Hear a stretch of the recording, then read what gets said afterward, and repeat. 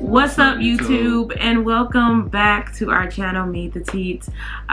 Today we're talking about something that's really serious and really dear to our hearts. We're talking about loss today. Loss of a loved one, a loss of a family member, a friend, whoever. We're going to talk about that today because we have experienced a lot of it in a short amount of time. So stay tuned.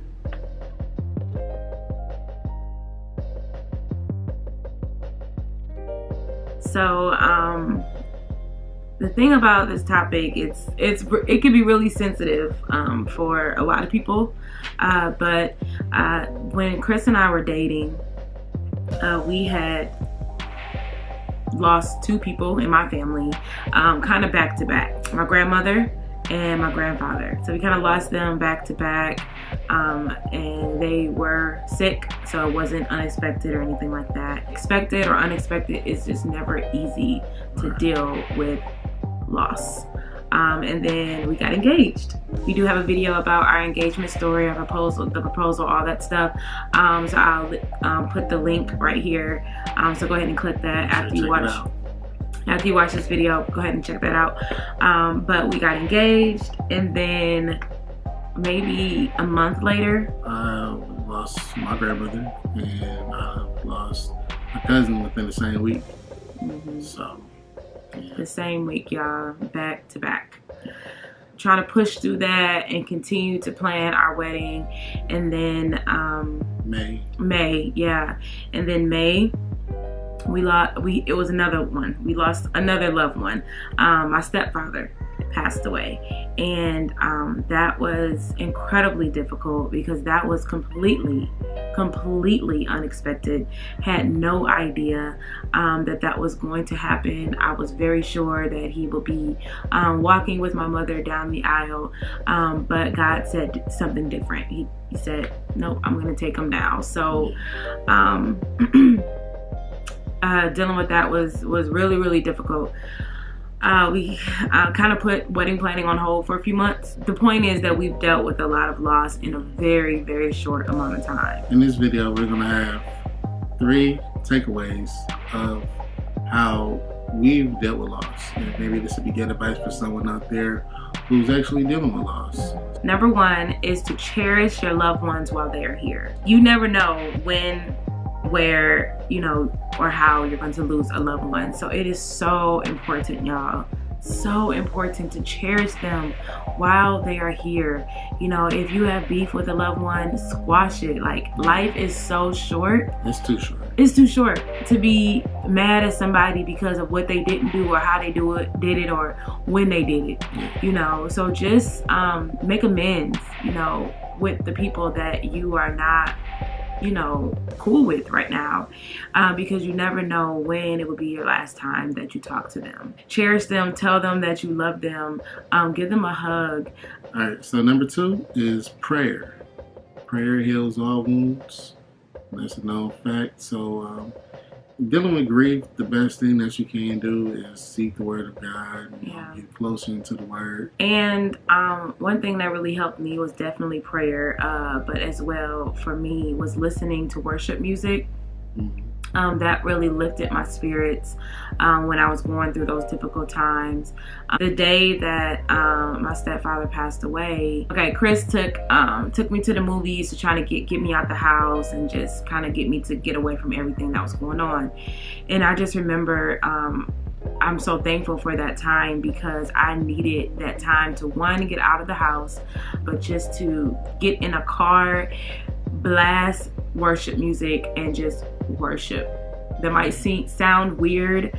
You just lost a loved one, so you're gonna go to a place and worship, but that helped me release so much that I was feeling at that time, to just praise and thank God, because I knew that he was in a better place. He was in heaven.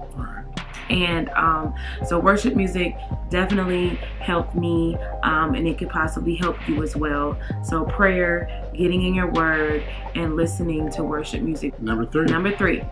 Always realize that it's not your fault. Yes. It's not your fault. Yeah. Melissa experienced death in a different way than I have personally. Yeah, I blamed myself twice for out of the 3 loved ones that passed away on my side of the family.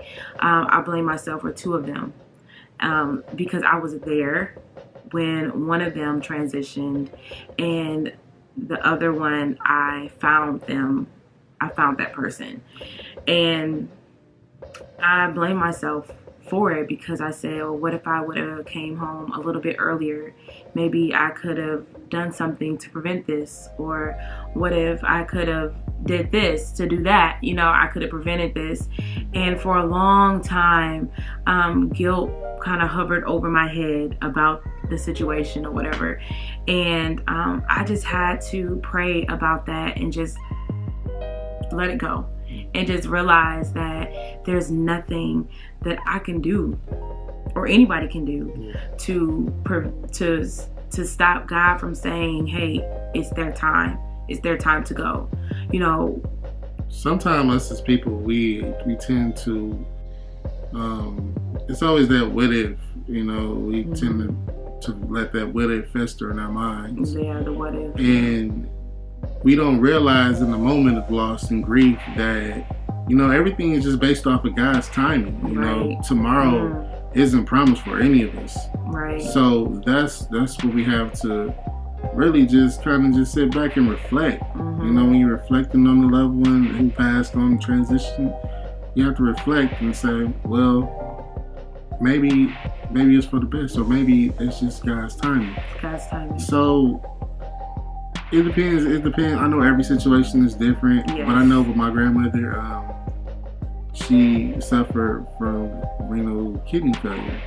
In the moment of loss, I was more so like, I'm not going to say I was okay, but I was strong enough to be okay in that moment because I knew that God didn't want her to suffer like that anymore. Yeah. You know, so I would much rather for my God to take her than to have her on this earth suffering and pain, back and forth in the hospital.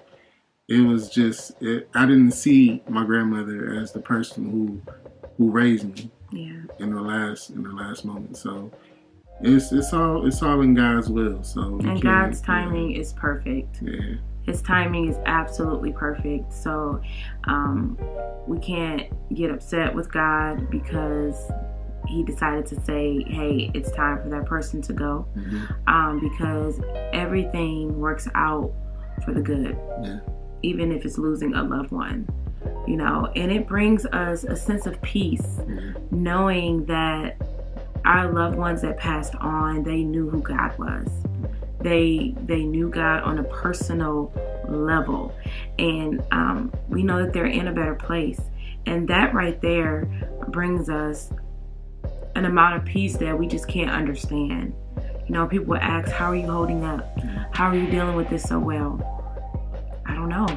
I just know they're no longer suffering, and that they're in a better place. Yeah.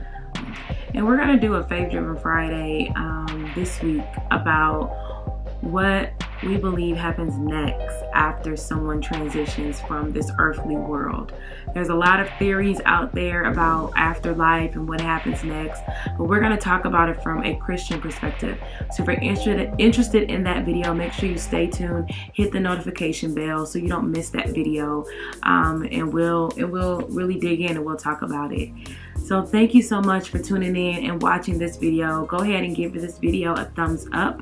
If you liked it, go ahead and comment down below if you've ever experienced loss and what did you do to cope with it, because maybe your ideas and your ways could help someone who's watching this video.